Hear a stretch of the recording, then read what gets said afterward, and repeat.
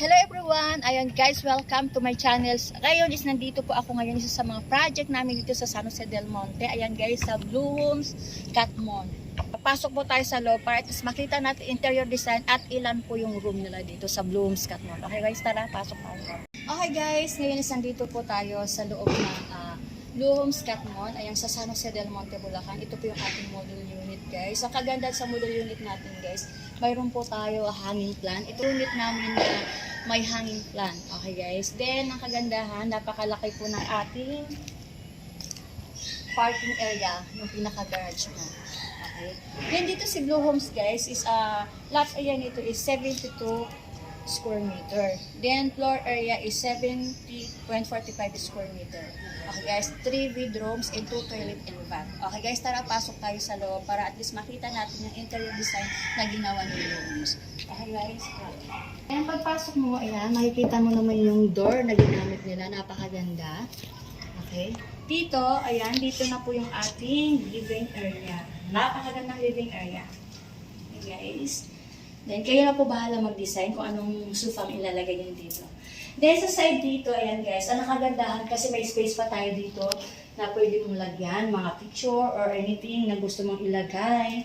Ayan, dito, ayan, ginawa ni Blue Homes, ayan, nilagyan nila ng parang storage room na pwede mong paglagyan ng kahit ano, mga hindi mo ginagamit na bagay, di ba?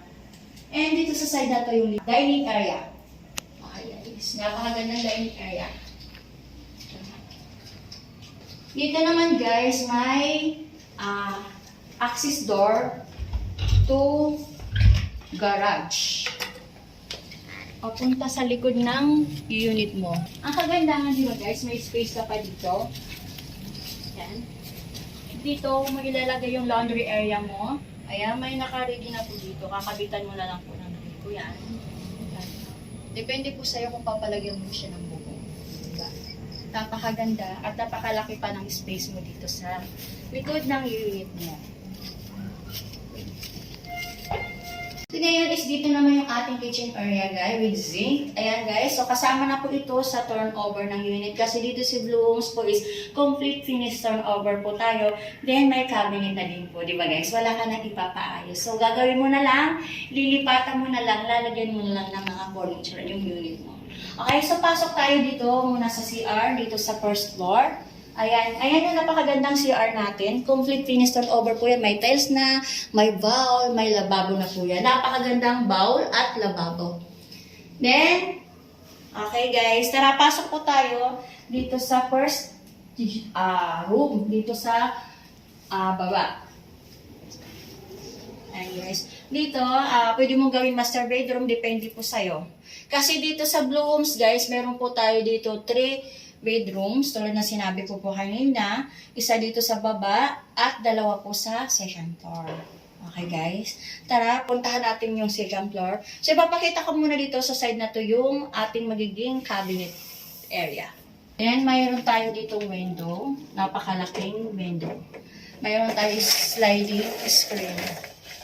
Diba guys? Kasama na po sa turnover yan. Saan ka pa, diba guys? Wala ka na makikita ang ganyan. Then, pwede ka maglagay ng something that, ayan, lampshade mo, napakagandang lamp.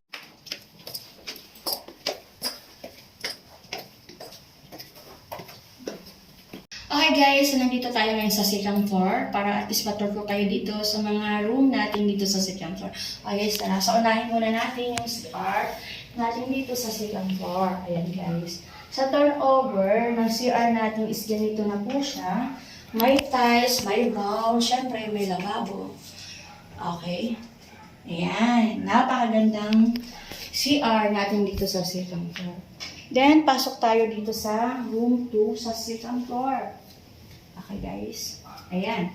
Dito naman sa second floor, sa room 2, pwede kayo maglagay ng double deck. Ito ang katulad ng ginawa ng model unit natin, guys. So, may kids ka, diba? Dalawa sila dito. Malaki para sa kanila yan. Then, maglagay tayo dito ng study table para sa kanila. Para sa may mga project or assignment. Diba, guys? Yan. Napakalaki. At ang kagandahan, meron din po tayong window dito sa room nila. Okay, guys. Ayan. Then, dito, mag-a-add tayo ng cabinet for kids, diba? Ayan. Malaking cabinet.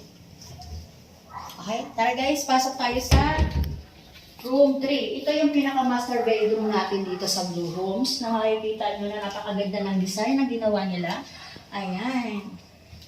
Okay guys, ito yung pinaka-master bedroom po natin dito. Then dito, pwede ka maglagay ng upuan mo. Diba, pwede ka maglagay ng mini office mo dito eh. Diba, malaki pa yung space mo. Then syempre, may window tayo dito.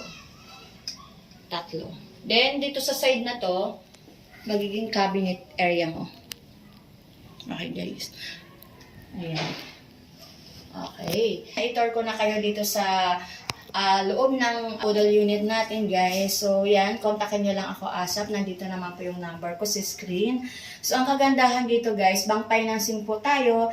Then, loanable po tayo ng up to 30 years po. Unlike po sa ibang project na kapag nilon mo sa bank financing, 20 to 25 years lang po. Dito po sa Blue Homes, Catmon, San Jose del Monte is up to 30 years po. Pwede mo po ilon. Then, nakagandahan dito guys is meron po tayo free solar panel na kapag nagpakabit po kayo ng solar panel po, aabutin po ng 100 to 200,000. Dito is free na lang po yan. Makakatipid kayo sa mga bills nyo sa electricity. Then, sa tubig, di ba guys? Ganun kaganda dito sa Blooms. Ano pa inaantay mo? Dahil ilang units lang mayroon tayo dito. Abil ka na kaagad, kontakin mo ako ASAP na matulungan kita. My name is Marilyn Romera, ang inyong tour agent dito sa Blue Homes Catmon. Okay guys, see you again. Bye!